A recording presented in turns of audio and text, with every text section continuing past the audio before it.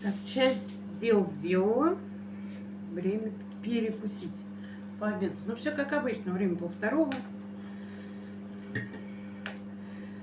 Сок уходит у меня прямо на стол. Короче, апельсин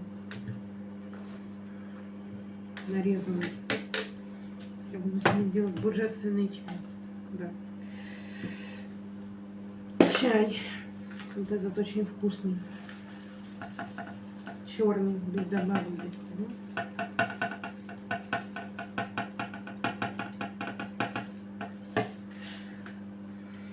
Еще немножко. Опа. И заливаем кипяточком. И оставляем настаиваться. И получается красота и вкуснота.